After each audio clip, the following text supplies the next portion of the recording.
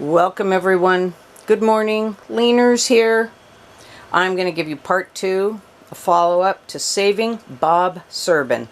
Boy, that name is a tongue twister for me. So here we are, 12 hours after I floated these leaves. Okay. I now have the results. They all look like they hydrated, but there is a problem with them, which you might expect if your plant was as limp and dead as poor Bobby was. Okay, so let me show you what to do about it, and let me show you what the problem is. Okay, we've got all these leaves, and they may look fine upon first viewing. Okay, looks like a perfectly good leaf. That one looks good on both sides, no issues. That was a younger one, it was in better shape. But the ones, and you could see this leaf has its spring back, meaning it rehydrated, its vascular system was working, it took in water. But if I turn it around, I don't know if the camera's showing that. I don't know if you can see. Let me look at one of these other ones, maybe have it more. Here we go. See those dark areas? All through here, it's like green. It's like edema. It's basically where the leaf already died. So if you were to just set this thing, you can really see it from the front. The coloring's bad. The cells just blew up, because it was already damaged. But this leaf isn't garbage. This leaf can be used, and I'm going to show you what to do. So first I need to prep these leaves. Now, I already showed you that this leaf is fine. This little bugger is fine too, and we may or may not get plants out of it. This one has edema. Now, I'm going to group these in cups together, so I will probably do those 3 together. I'll do these 2 big ones together in this group. Okay, so the first thing I like to do, I've heard a lot of people talk about cutting these and letting them dry. I don't let them dry. Now, this leaf, I'm going to watch the camera. I don't have fancy equipment where I can watch from the other side. So this leaf has a lot of edema on the top. So, see that? It's the first thing I'm going to do. This through here looks good. Let's take it off. It's not needed. You don't need that for this leaf to be successful. But I see that right here, that was bad too. So there's what we have. But you know what? What's left of this leaf may do just fine, or it may not. But I've got 8 tries, 8 leaves. Only one of them need be successful. So I'm going to quickly do this to all the rest. Just taking out all the rotten stuff with the edema. So those are good leaves ready to go. So that's garbage. This leaf's pretty bad. I don't know if you can see this, but the whole top of that leaf is gone. There's not even 10% of it. So I'm not going to waste energy on that. This one looks pretty good. It's good all the way to there. Okay, and recut the stem. Oh, and I forgot to recut this stem. So there's a viable leaf now. This one, it's got some good area. You know, I'm not holding out hope on that thing. So, all bad. So I got 3 that are usable there. And then over here, no edema. These are probably my best bet, are these younger leaves. Cut that stem.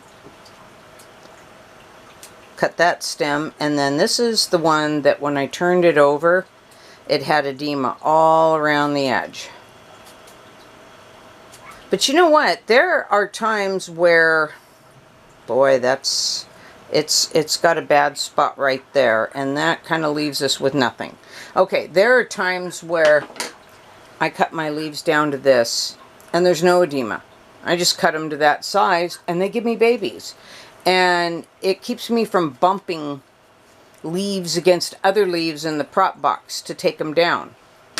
Now, normally I would take the corners off, but this is just, it's not a very good leaf. So I'm also going to try and put a little bit of a slant on these.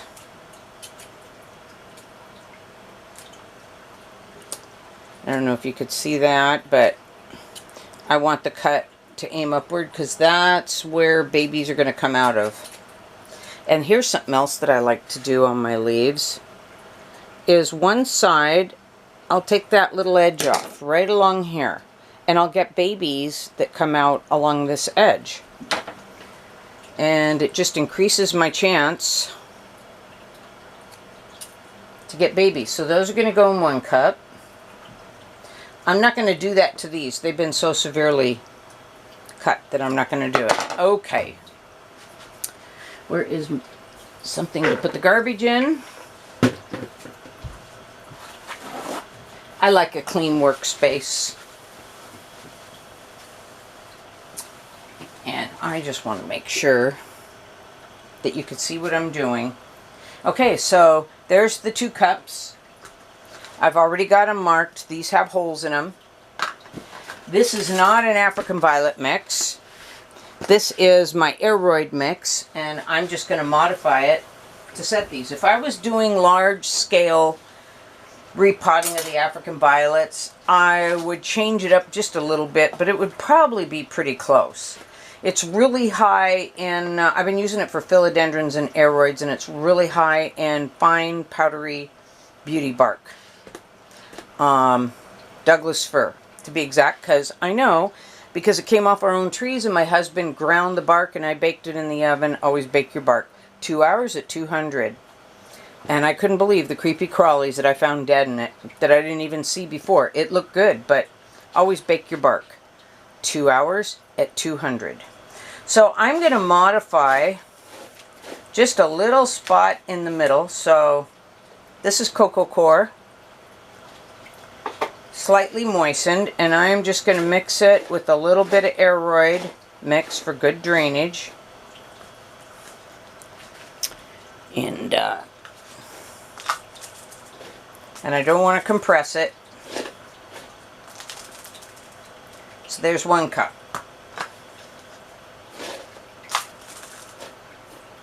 Add a little bit more cocoa coir because I want just a wee bit more density to it than the super draining aeroid. Okay.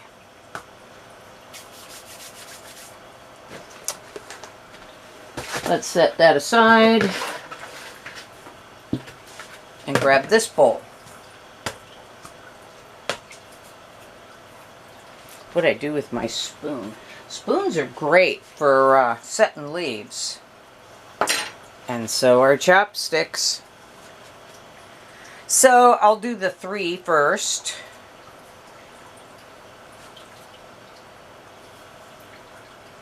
There's 1.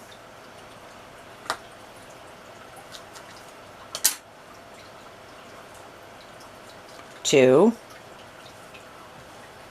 And that'll probably just go in. 3. There they are. And then the other one, I'm going to set these down in the soil because I cut off one of the leaves on the, or one side, not one of, I cut off one side of 2 of these leaves. So I want the cut side to be down in the dirt. Oh, big piece of bark. That's the problem with the aeroid mix. Let me add a little bit of cocoa coir to that.